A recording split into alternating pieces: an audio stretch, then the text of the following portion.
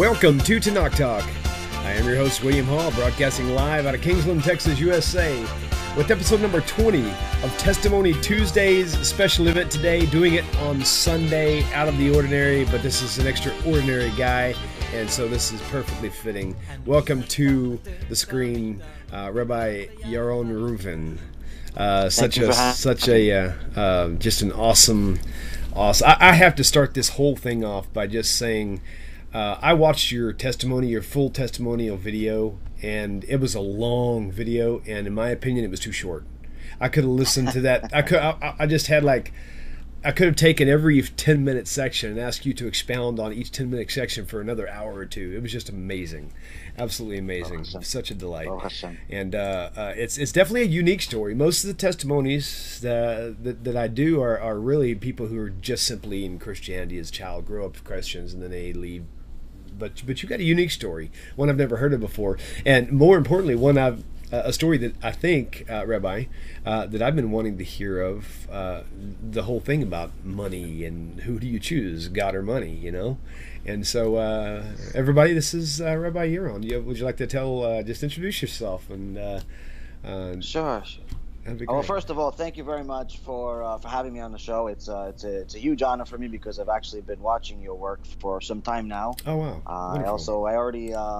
I got familiar with with you through Rabbi Tovia Singer, which I started following him back. I think towards the beginning of my journey, my tshuva story. Back, I'd say towards the end of 2012. My Rabbi Ephraim Kachlon, told me, listen, there's a English-speaking rabbi that his whole mission is to debunk Christianity. You should look into it. So I got familiar with him, and then little by little, eventually got to your work, and I've been actually watching your show as often as I can. HaShem, we've been very busy over the last couple of years doing kiruv, so I have less time to watch videos than I'd like to, but every time I get a chance to, I do. And actually watched your recent video you made, the whole move with the office. With the studio. So that's really cool. That's really cool. For me, for somebody like me that's in it also, it's very impressive because it shows the level of dedication that somebody has to their work. Sure. That's something you always want to be a part of. So, HaShem, thank you for having me. Well, I'll tell you what, it is definitely my pleasure, and I'll let you in a little secret. I've had several people ask me if I know you, and both of the most recent ones would say, well, if you don't, you need to know this guy. You need to know this guy, and that's why I kind of reached out to you. And then we reached out to each other, and then finally time made it so that we could do today. And so I think it's going to be a great, I think you're going to be a fantastic addition to the Tanakh Talk network. That is for sure, because it's I'm really looking forward to it. So anyway, I want to let everybody know that the phone lines are indeed open. If you have any questions along the way, feel free to call in. Let me see if I can find the phone number that I put in here usually. There it is right there. I'll put that on your screen right now. So definitely call in as we're going along and say hi to the rabbi and ask him whatever question you've got on your mind about his journey. But so for now, all I'm going to do is I'm going to kind of base my random questions off your main video, and then we'll put a link somewhere after the video.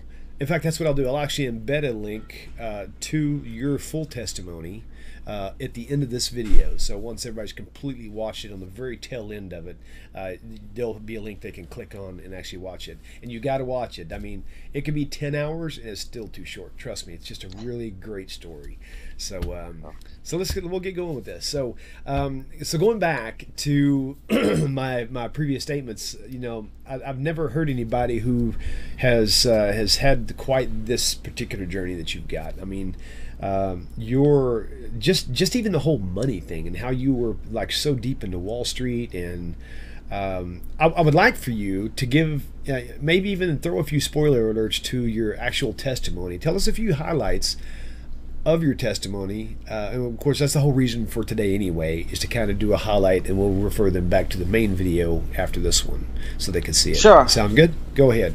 Sure. Okay. I mean, to summarize it in a simple sentence, it's the story, I guess, as it has to do with, going from nothing to something. The American dream that everyone wants to live, aspires to be a success.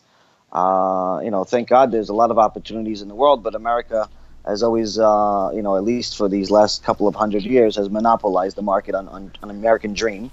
And so going from nothing to something, so anyone that's trying to build something up will get connected to that part of the story.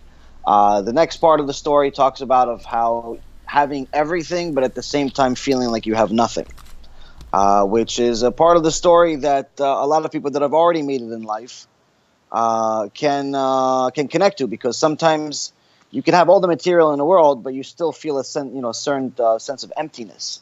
And that's where I got to. And by having success, most people say, "Oh yeah, listen, the guy made $100,000, $200,000 a year. He's successful. He has a nice house. He has a nice car." No, that's not what I mean. The type of success that we're talking about is on a bad month making $200,000 or $300,000. On a good month, $1.5 million. Millions and millions of dollars, success, fame. Being on television, having a firm with a bunch of educated people working for me. They're much older than me. I'm the youngest guy in the room, but yet they're all working for me. All the things that people see on TV that usually actors or athletes have.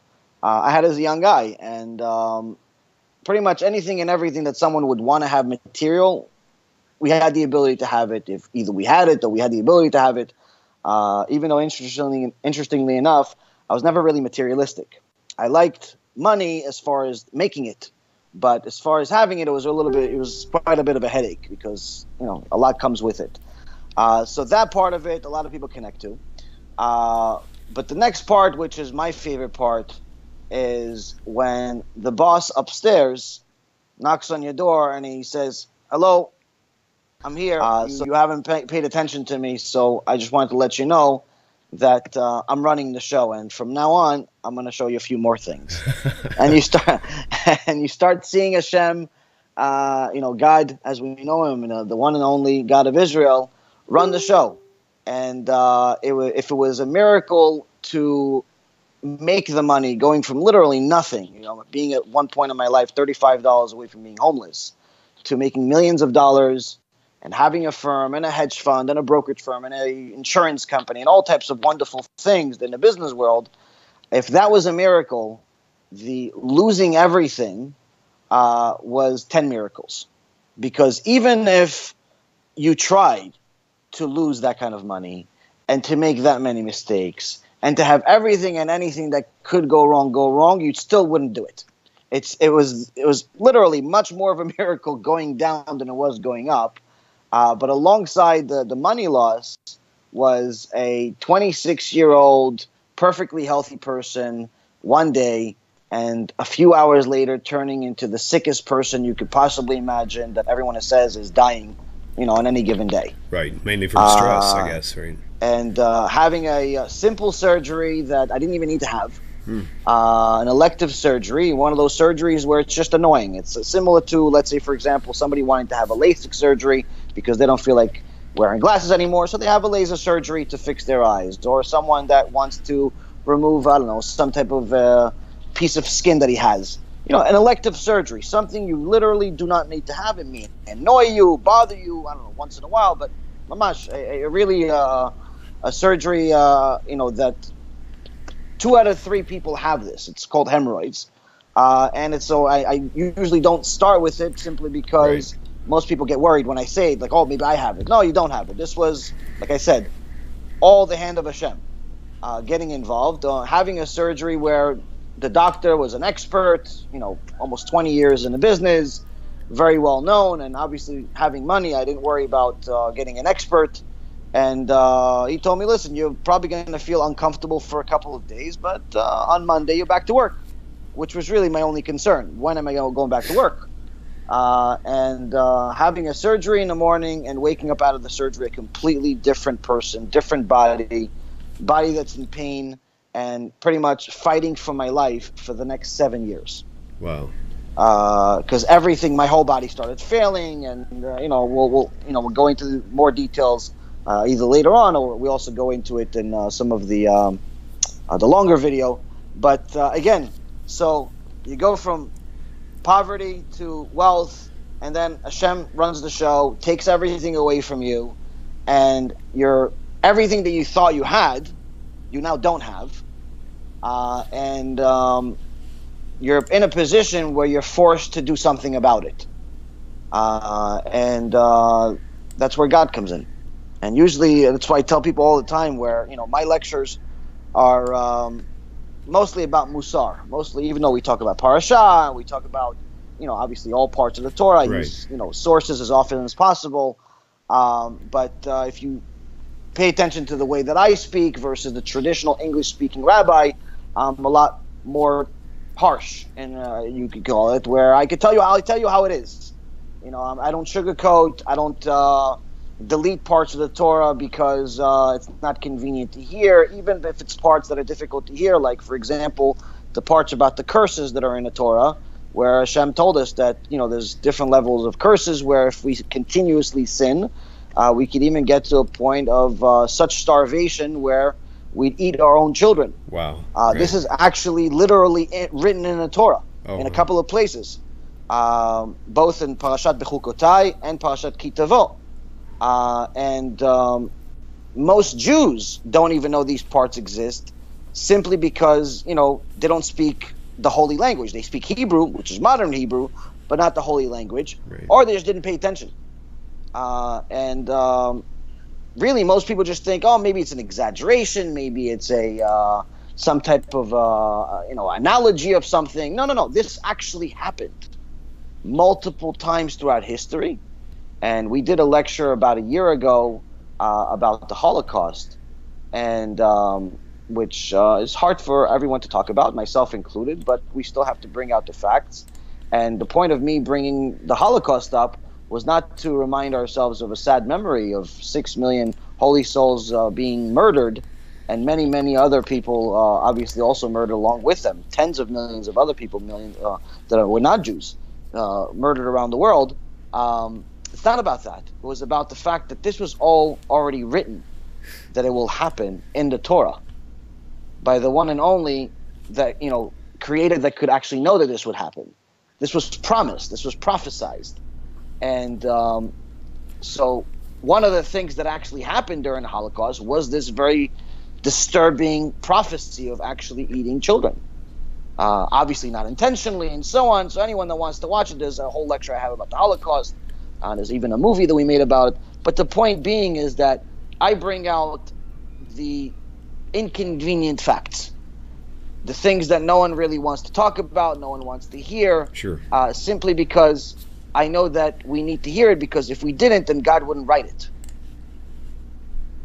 If it was supposed to be some type of secret, then we wouldn't write it. He wouldn't write it in the written Torah.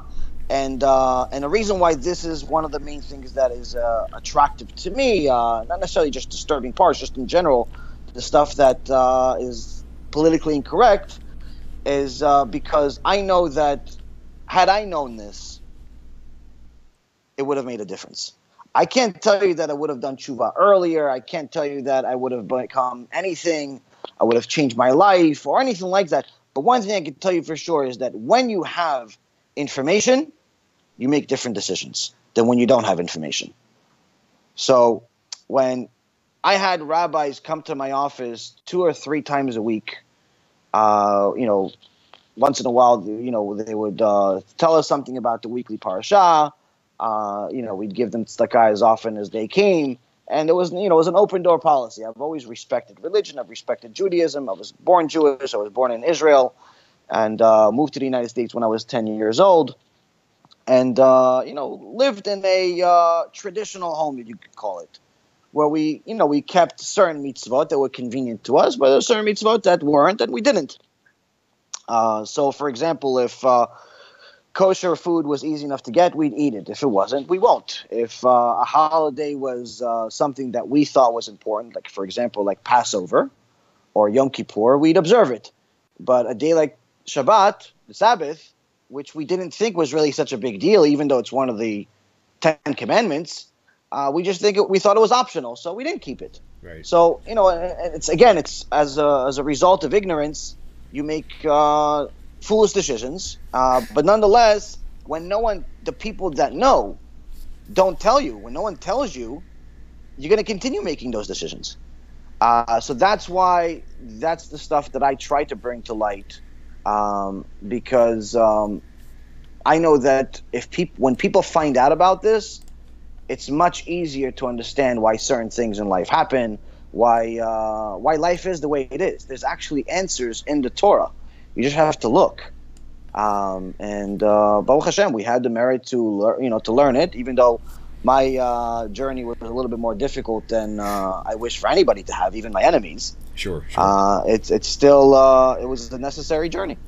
I think a lot of people might agree that in situations, I mean, there's a handful of different type of stressful situations that someone would never want to encounter. One of them would be, heartbreak from a marriage, or a loss of a loved one, or money, or loss of a child. So all those individual things, and so for me, I think I've been married for 17 years now, Baruch Hashem, and but we've never really had money, not even to an nth degree of the scale that you've encountered, and I think that if I had, and then I had that change, that such dramatic change from those funds, I think that might just send me into a panic attack and have a heart attack and die from it. I don't know, but I know that's just that would have stressed me out big time, I'm pretty sure. So, it's not an easy transition. I mean, right. It's a going from nothing to something is definitely a major high. All of a sudden you can buy whatever you want. You don't have to worry about the electric being turned off. You don't have to worry about borrowing money so you could eat. I mean, it's a major change. And usually when someone gets rich when they're young, they tend to make a lot of mistakes. But because I was in the financial services business, my profession was managing money. I didn't make those common mistakes like many people do, which buy fancy cars and planes and all that nonsense that people waste their life on. Right. I invested all of my money either in my profession, which was in my business, or I invested it into the stock market, which is what I did for a living. Right. So I invested everything into it, and and I lost it exactly where I invested it. It's not like I invested it into some new idea that never existed. The same way I made it is the same way that I invested it. The same way that it grew is the same way it disappeared. Right. And the interesting part is that losing it, by the time I actually lost a lot of the money or all of it, I knew probably 100 times more than I did when I made it. So it wasn't necessarily a lack of knowledge or anything like that. It was literally, if you know the details of what happened, and it took a while to lose. It wasn't like one day. It's literally had to be a hand of God involved, because it wasn't just one thing that went wrong. It was everything and anything that could go wrong went wrong. Right. That's funny. And this is, friends that, were my employees turned to enemies, started stealing from me. Everything that went wrong, everything just went wrong. It was just bad. And yes, I did want to die. Because aside from having the stress of losing money, which, you're used to being a winner, and now all of a sudden you're a loser, and it's not just your money, it's also other people's money, so losing other people's money was much more difficult for me than losing my own money, because my own money, I always had confidence that I'll be able to make it again. And even though I wasn't religious, I believed that God gave it to me, and I believed that God took it. It was never really an issue of belief in God. It's just lack of knowledge of what He wants for me. Right. But losing other people's money was very difficult, because I was used to making the money. For years, I was making the money on everything we touched turned to gold. So now losing was very difficult. Started getting, nervous breakdowns at times, and really just you start losing your mind. But that wasn't the most difficult part. The most difficult part was enduring all of that when I was in pain, physical pain, 24 hours a day. I would have to go to a doctor 2 to 3 times a week. We went to more than 50 different types of doctors, from holistic medicine to traditional medicine, from the best of the best to the average guy, everything and anything you could possibly imagine. We tried steroids like athletes do, we tried acupuncture. I even got to a point where I became a part of a study for ozone treatment, where they would actually inject me with ozone, which is air, pretty much, just purified air, purified oxygen, to try to purify my blood several times a week. And for anyone who didn't try it, I don't know how it feels for anybody else, but for me, it felt like I was dying. Wow. Like, it felt like I had, I was literally, like, after the treatment, I would feel like I got like some type of cancer treatment or something. It felt like I was dying for a while, but in hopes that this is going to work out. And I did this for some time. So literally trying everything and pretty much living on painkillers. And no, I didn't get high, because when you actually have pain, you don't get the high.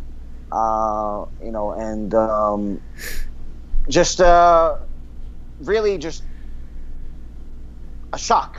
Like, my whole life turned upside down in one day. November 18th, 2006. I was a couple of months after I had my biggest month of my career. I made $1.6 million in a month.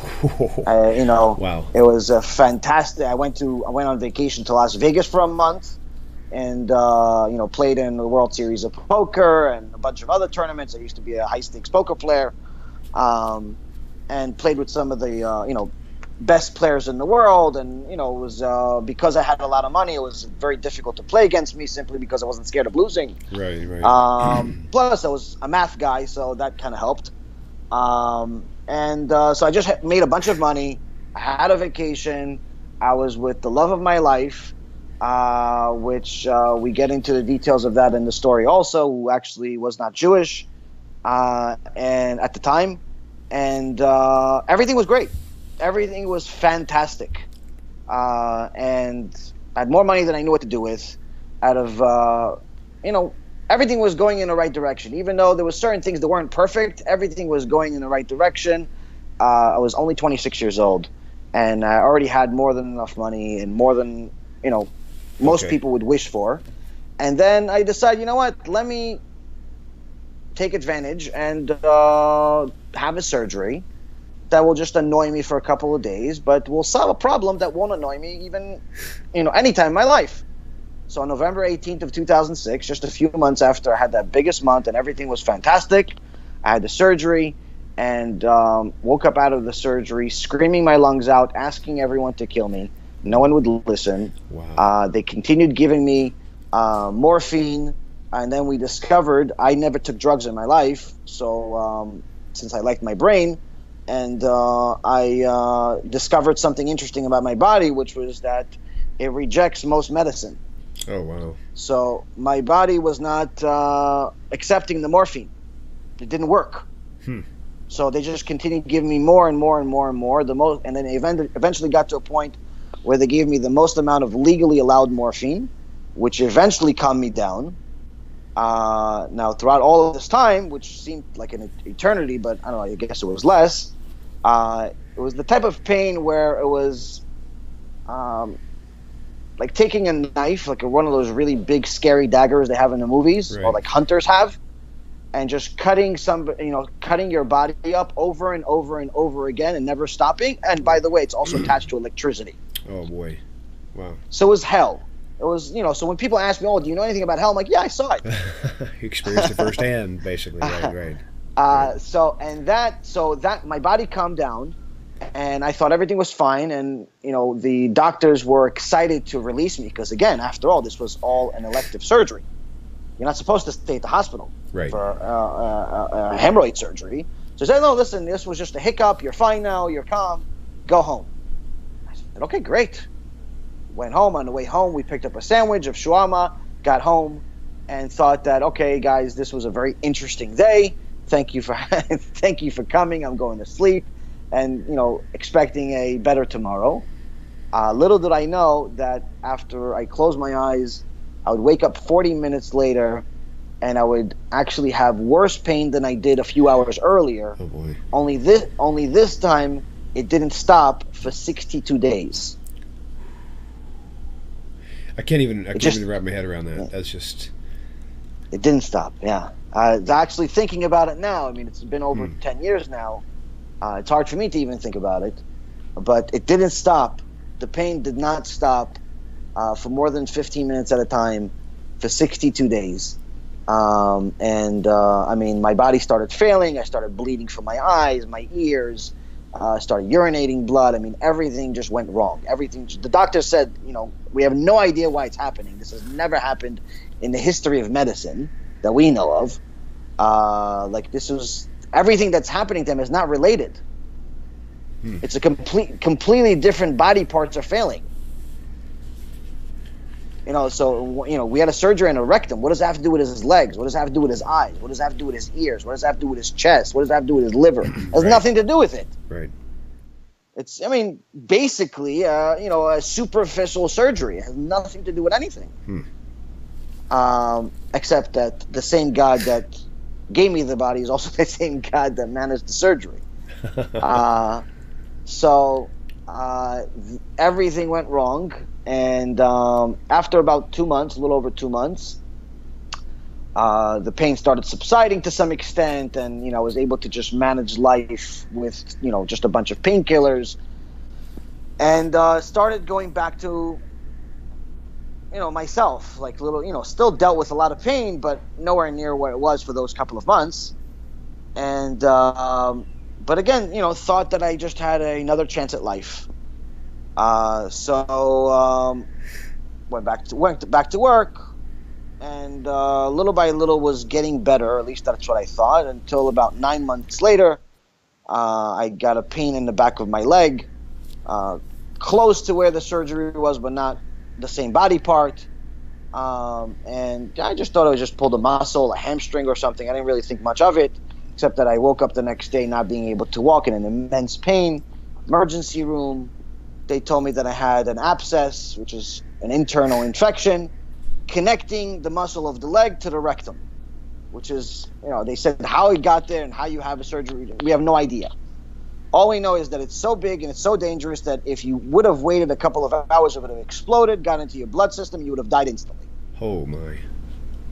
Wow. So it's not like your, infection that you have in your finger and you just put some bacitration on it and everything's okay.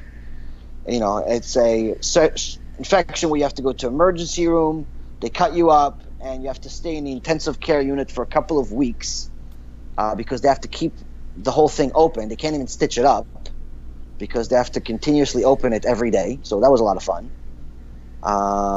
So how long how much overall time did you spend in the hospital throughout each one of these sickness stages?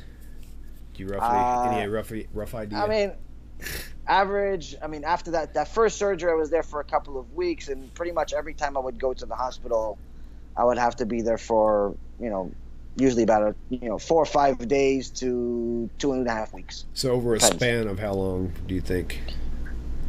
Over 7 years. Oh, 7 years, gotcha. I went to many doctors, many surgeries, many hospitals. Honestly, I don't know. All I know is that my medical file is about 6 feet thick. So you started this downfall in around 2006. Yes. Okay, and that was at your financial downfall started first, and then your body started failing.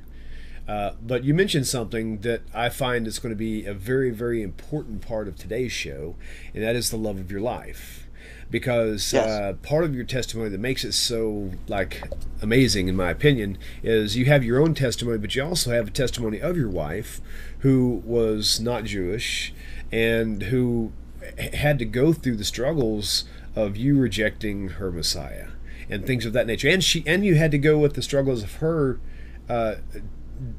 wondering whether she was going to leave because of all the troubles you're having. When did you meet her? Was it before 2006 or after? Oh, it was before. We actually met in 2004. Okay. So she knew you in the high times. Yes. So she knew me when I was pretty much getting on the big wave already. Wow. I just became a millionaire. But it was still my first million, and she was working for a company that I was doing business with, and she was actually trying to leave Wall Street at the time, but since I was the company that she was working with, I was about 40% of their total revenues were coming from me directly. Oh, man. They had 350 people, but 40% was coming from one person. So they had to do whatever they could to make me happy. And so the people that they had servicing my account, if you will, were not cutting it.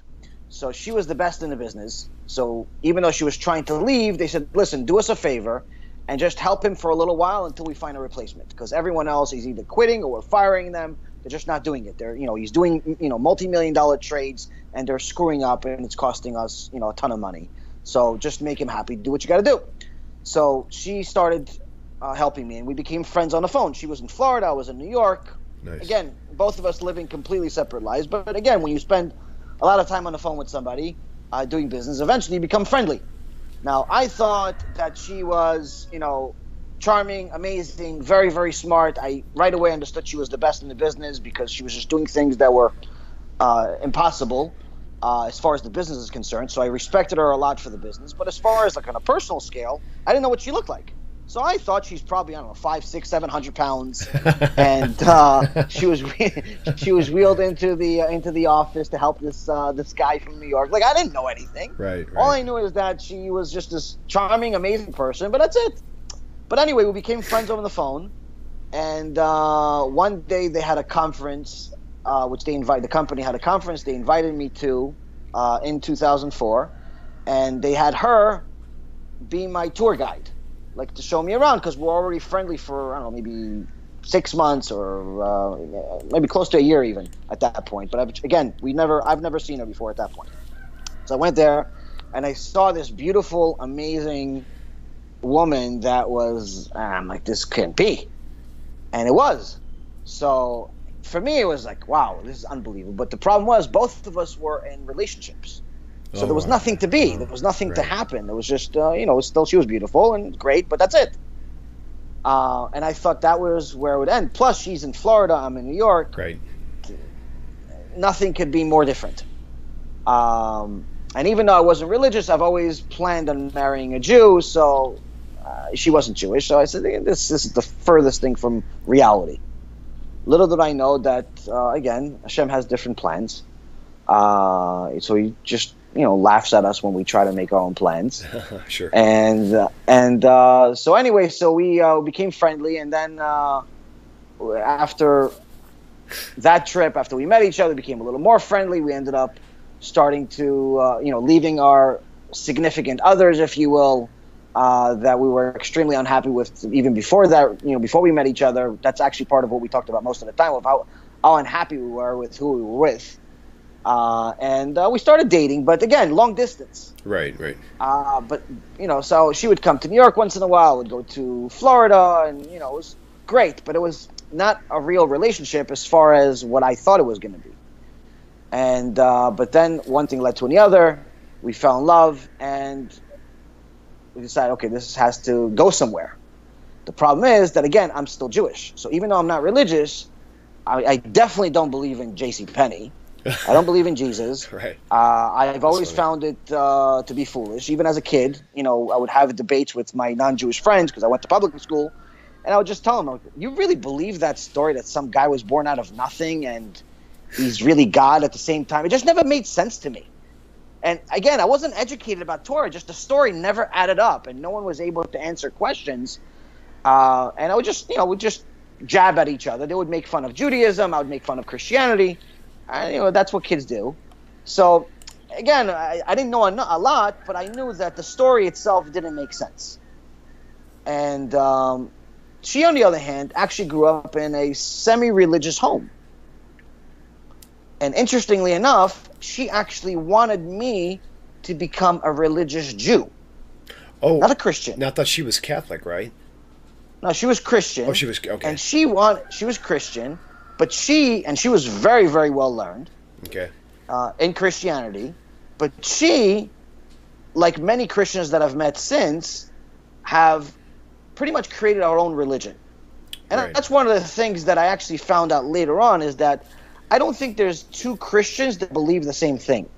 Most of them just take what they want from the New Testament and pretty much make their own religion up and call it Christianity. Right. They call it, Lutheran and this one and that one, but in reality, it's their own version. Everyone has their own version of Christianity because one guy says it's the Messiah, the other one says it's God, the other one says maybe it's a mix, the other one says it's a tzaddik, it's a prophet.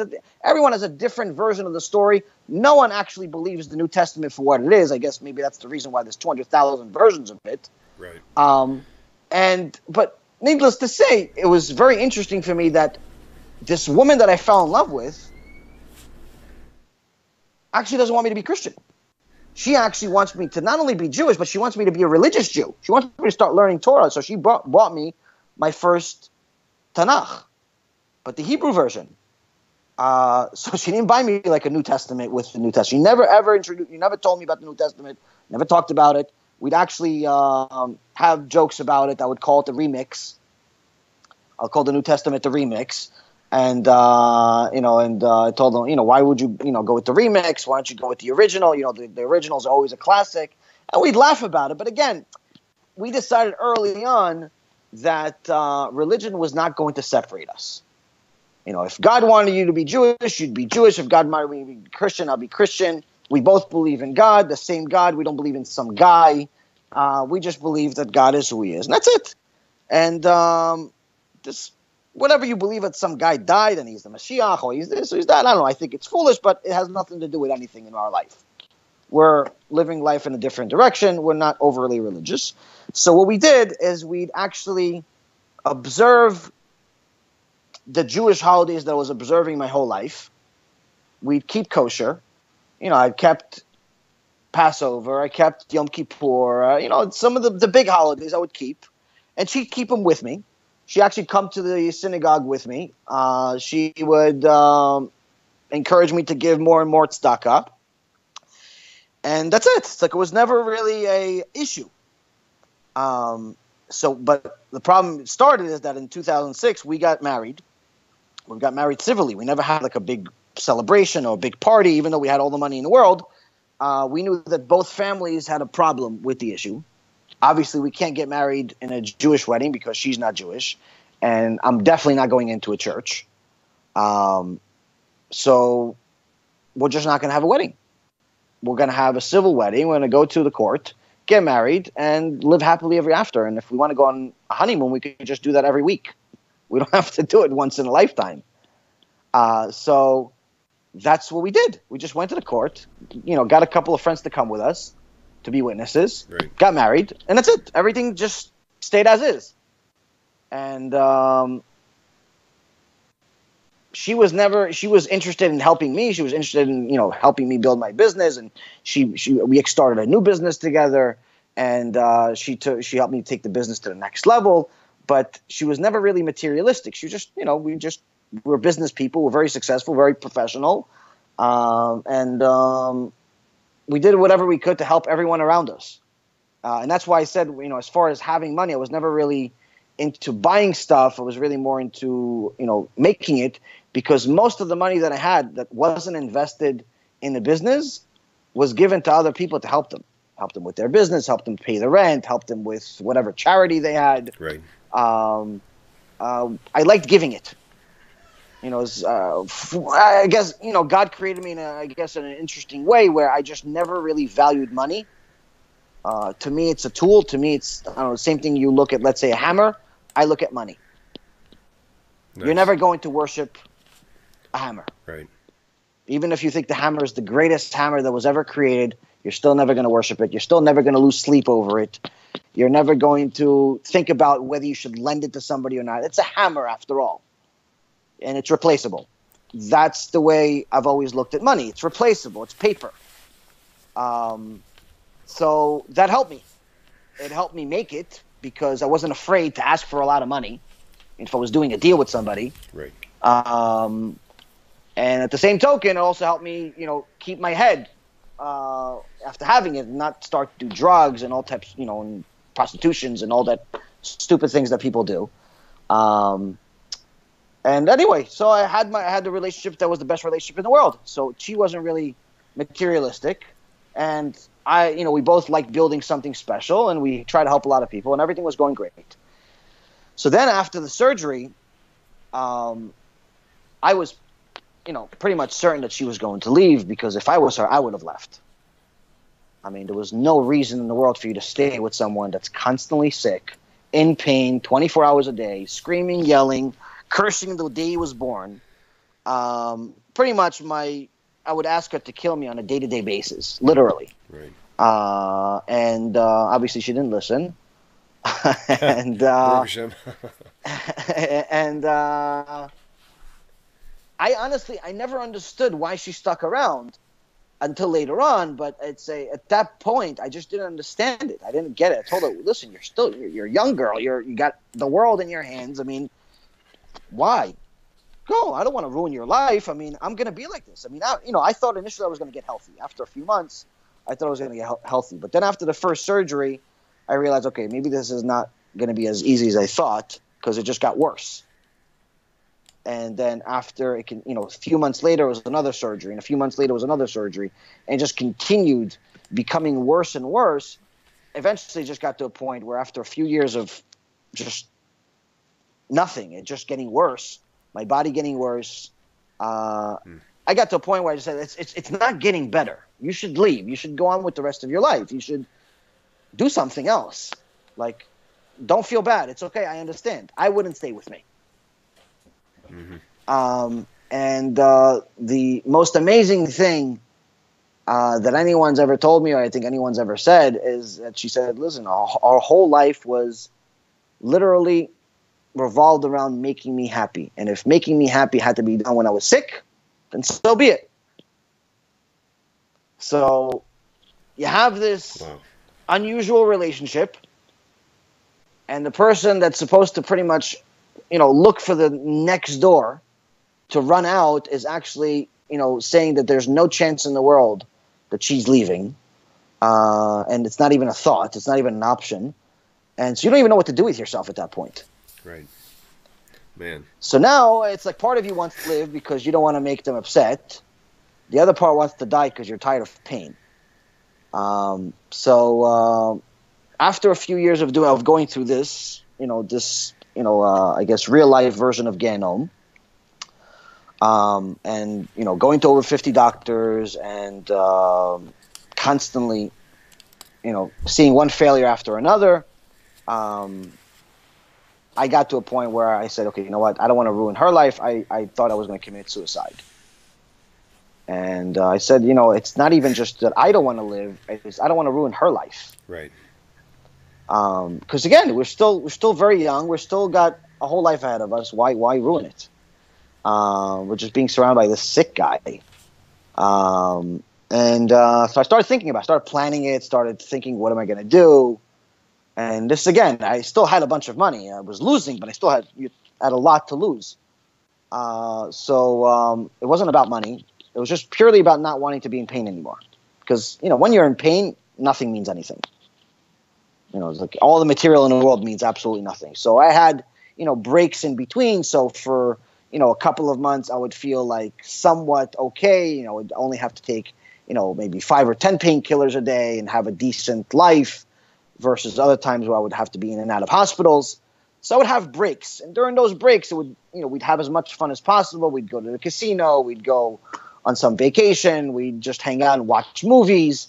So we'd have fun during that time. But that was like small increments of time amongst the, that would make life worth it. But when it got bad, it got really, really bad. So during those times, I started thinking about, okay, this has to end. And one of the things that the sages teach us is that HaShem is not going to give you a test that you can't pass. Meaning everything that you're dealing with now, yesterday, tomorrow, whenever, it means that HaShem knows you can pass this test. However difficult it is, however impossible it seems, you can pass it.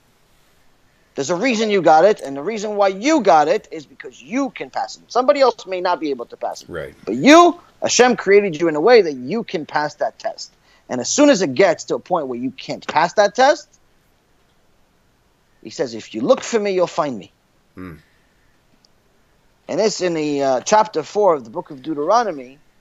It talks about the end of days. It talks about Am Yisrael sinning and going to false gods, which if you look through Torah codes, you see that the false gods that it's referring to is Christianity and Islam. But either way, one of the things it says in verse 29 in chapter 4 is that from there you will seek Hashem, your God, and you will find him, if you search for him with all of your heart and all of your soul. And this is a specific promise from Hashem where if you look for him, you'll find him. But he doesn't say if you just look for him like, you look for keys. Like if you look for him with all of your heart and all of your soul, you'll find him.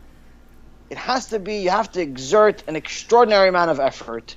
You have to be willing to face the inconvenient truth. You have to do things that you don't feel like doing, that you don't want to do. You have to make yourself uncomfortable.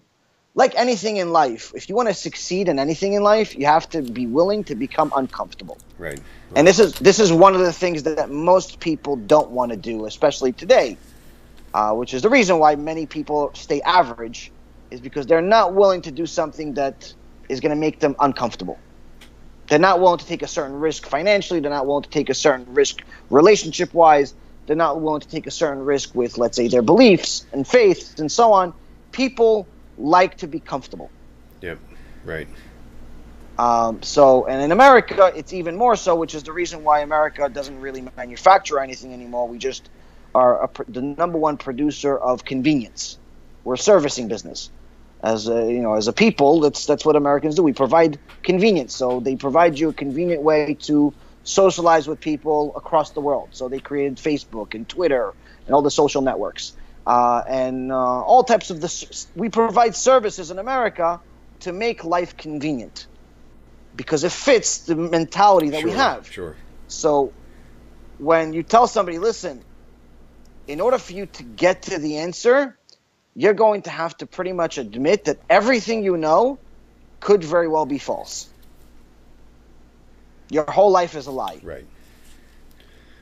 And that's where I got to. And so, as we're kind of running out of time, but I wanted to kind of close up also, now that we're kind of at that point. Just kind of give us a quick summary on how you and your wife finally came to terms spiritually and how heavy of a struggle it was for you. So at that point, we had to start realizing, okay, so obviously God, the same God we both believe in, is not happy. So through a series of different miracles, I was introduced to my cousin, who ended up being my Rabbi Ephraim Kachlon, and then later on to Rabbi Yosef Mizrahi. And also along the way, I also started studying the work of Rabbi Tovia Singer and Rabbi Zamir Cohen.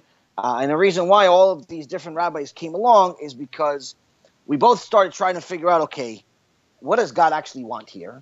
But aside from that, I started realizing that the situation that we're in is not good. She's Christian. I'm a Jew.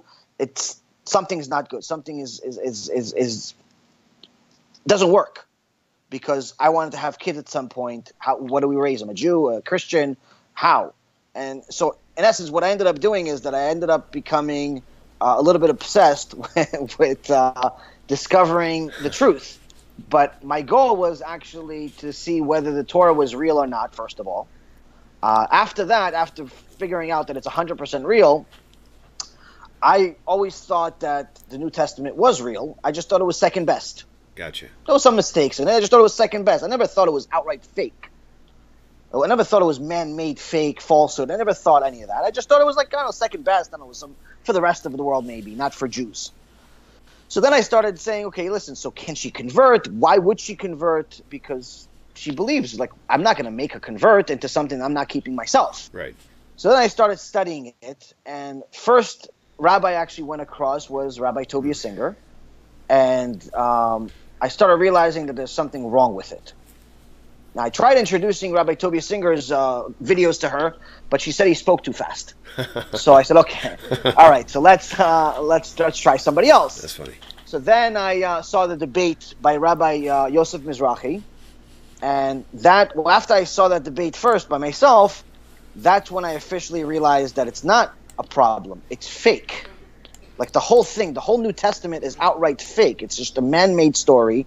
And there's 1.5 million things wrong with it that I already heard from Rabbi Tovia Singer, but for whatever reason or another, the debate by Rabbi Mizrahi put the nail in the coffin, where it pretty much made me realize that now it's not a situation of whether she wants to convert or not. It's not a situation of whether she believes or not.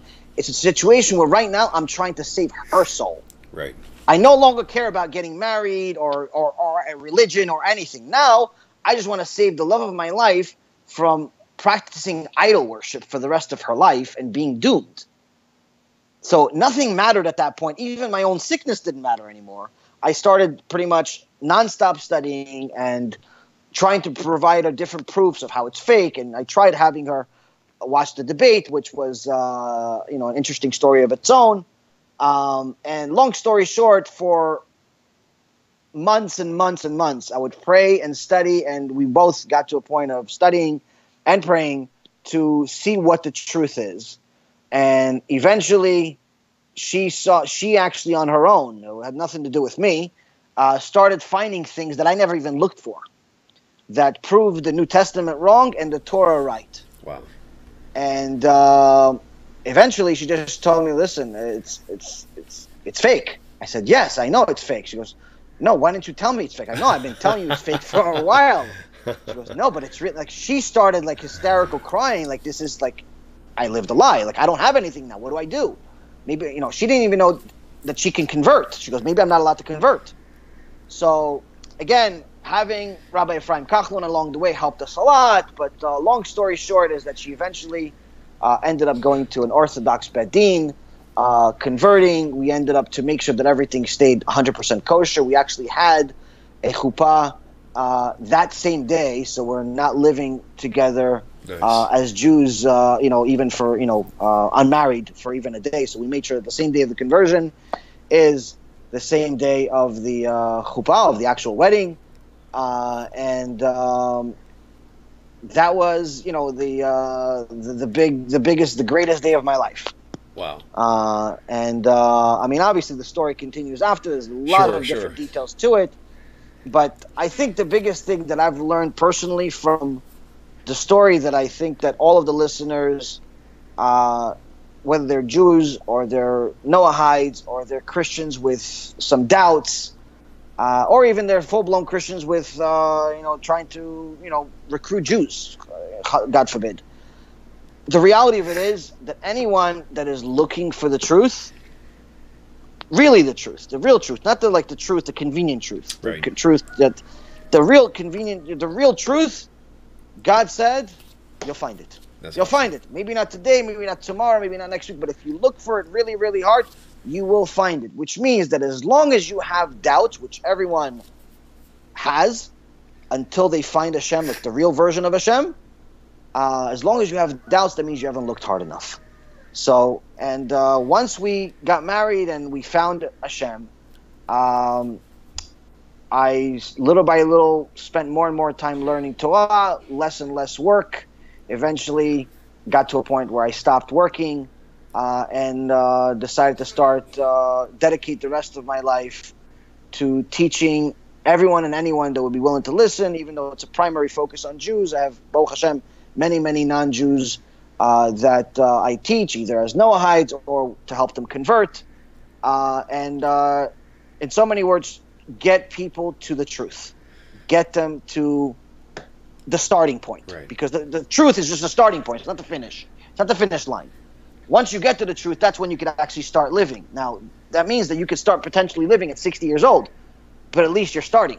Right, right. And so, as it stands now, you seem to be perfectly healthy.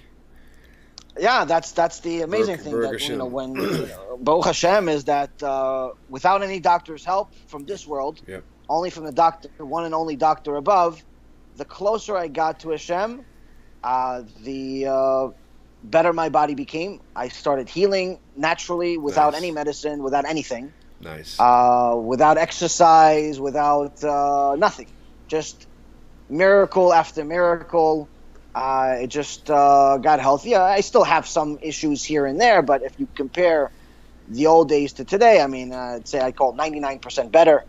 You really can't compare the two. In the old days, I wouldn't really be able to have a conversation with you for this long without, screaming a few times of pain. Oh man, thank you for doing yeah. So this is it's been one miracle after another, and this is why I'm so passionate about what I do, is because not only did I see how it affected my marriage, my personal life, but I know that even though Hashem doesn't make the miracles like He did for us in Mount Sinai, in the open, He still miracles are very much alive and well. It's just personalized miracles for the people that have a merit to see a miracle. For whatever reason, I had a merit, and Hashem has given me the miracle on a day-to-day basis. I think it's awesome that your story, including this physical miracle of healing, as bad as you had it, the closer you got to Torah and to Hashem and the truth of there being one God, your body started lining up on its own. And same thing happened for me. There was something there was like this rash that I had on my bottom that was like for years. I mean, like 7-8 years after my wife and I researched different types of cream and all this other ointments and stuff. And finally I gave up, and I just thought, that's it. I was still a Christian in the Messianic field there. And eventually I just gave up on it completely, and then here we are on our journey out of the New Testament, and then all of a sudden I'm like looking down, I'm like, where'd it go? It was there for years, and it wasn't until I started drawing closer to Hashem through Torah and Torah only, or TeNak only, that's when my body itself started curing itself through Hashem's power. So I think it's amazing. Yeah, I mean, listen, Hashem is amazing if we just let Him in and no one else. That's why it's the first commandment. Right. Just let Him in. Forget everyone else. That's actually the reason why He never told us where He buried Moses, because He knew we'd idolize Moses. Oh, my. Yeah. He knew we'd idolize Him. I mean, He's the only one that ever spoke to God face to face, and He spoke to Him like you and I are speaking. Right. Even closer. That's why He never told us where He buried it, because He knew we'd ruin it. We'd ruin the history of Moses. We'd ruin everything. So He said, listen, just make sure, if it's the best of the best, the prophet of all prophets, I don't want you to idolize him, or even have him as a middleman between you and I. Obviously, I don't want you to have anybody else. Sure. Not a rabbi, not a Jesus, not Muhammad, not anyone. No one. Only you and I. Oh, that's all I want. And that's also the reason why each one of us is obligated to get that truth to people, because people are constantly ruining it. They're ruining the first commandment. That relationship you're supposed to have with Hashem, it's a personal relationship. He told you, hey, you do this, you'll have eternity. You'll have the greatest of great. You'll have amazing, amazing things, maybe even in both worlds. But you'll definitely have eternity. But if you get anyone in between, it's the worst. Mm-hmm. That's why it's the first commandment. I don't want your friends. I don't want some prophet. I don't want anyone. I don't want anything between us. It's just, I'm your creator. You're my child. That's it. Mm-hmm. That's all I want. And that's, again, it's what you do is something that, again, I've always admired, simply because what you're doing is you're fighting for the book of wars. Hashem, in the book of Numbers, chapter 21, verse 14, he calls the Torah the book of wars. The wars of Hashem. What do you mean the wars of Hashem? Wars of Hashem, meaning that Hashem is constantly fought for the truth, to publicize his own truth. And we, as people, keep ruining it by throwing other things into it, whether it be money, or it be immodesty, or it be other religions, or other... Don't ruin it. It's the beginning. Just let it be. And once you let it be, once you just let Hashem run the show and just start doing what he wants, everything changes. Everything changes. Even the problems, they don't necessarily just go away all the time, but even the problems, you start understanding why it's not really a problem, but rather it's a step to the next big thing. There's a benefit out of the problem. There's something good that's going to come out of it. Everything is for the good. And that's what we learned from Rabbi Akiva, from our sages, that everything is for the good. That's what it means. It means that it's not that Hashem is just going to make your life, problemless. You have to have problems in order to achieve anything in life. You have to have to go up the ladder in order to get to the top. And that ladder is not easy. It gets harder and harder. But when you understand that there is a purpose for this problem, it's no longer viewed as a problem. It's viewed as one step closer to that creator. It's one step closer to Hashem. So if we put something else in between us, we're ruining it. Right. Indeed. Be'ezrat Hashem is the website for Rabbi Yaron Reuven. It's on your screen. BEZRATHASHEM. I just did that all together because it's how it's spelled. Anyway, so and you also have a Facebook page. I'll put that up on the screen too. You'll find it the same way, and that is just simply type in. I don't know if it's like I've got it on here. It's got facebook.com/Be'ezrat Hashem, but really you can just search Be'ezrat Hashem on Facebook search bar, and you'll be able to find it that way. So either way, you can find him there. So I think Rabbi and I are going to plan on doing a few projects here in the upcoming weeks. Definitely a Torah parsha from time to time, maybe once every few months, and then maybe something else a little special going on from here and there. So I really hope you guys enjoyed it, and Rabbi, I really am thankful for you to come on the show. It's been a real pleasure for me, and it's been a long time waiting, and I can't wait to get you here once again.